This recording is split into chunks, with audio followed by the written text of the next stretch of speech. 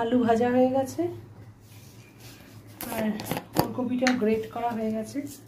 এবার জিরে ফোড়ন দিয়ে দেবো।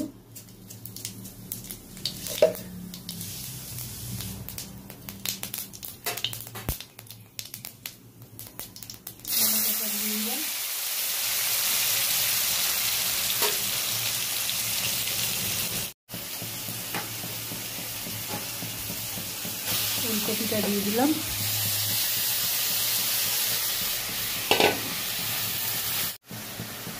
দিয়ে দিয়েছি। এবার জিরে আদা, জিরে গুঁড়ো, আদা বাটা দিয়ে দিলাম। এবার নুন হলুদ দেবো। আমি এটা নিরামিষ করছি, অনেকে চিংড়ি মাছ দিয়েও করে। নুন হলুদ কাঁচা লঙ্কা সব দিয়ে দিয়েছি।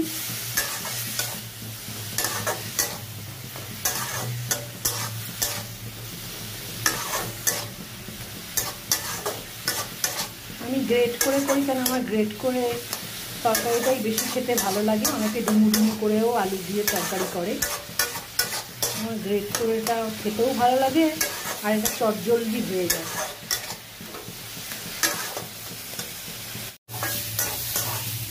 হয়ে গেছে আমার, একটু মিষ্টি দিয়ে দিই।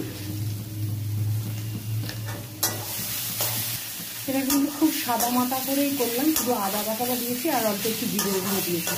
আর এটা পুরো কাঁচা লঙ্কা রান্না করেছি, কোনো কাশ্মীরি লঙ্কার গুঁড়ো টুড়ো কিচ্ছু দিইনি, সাদা মাটা করেছি।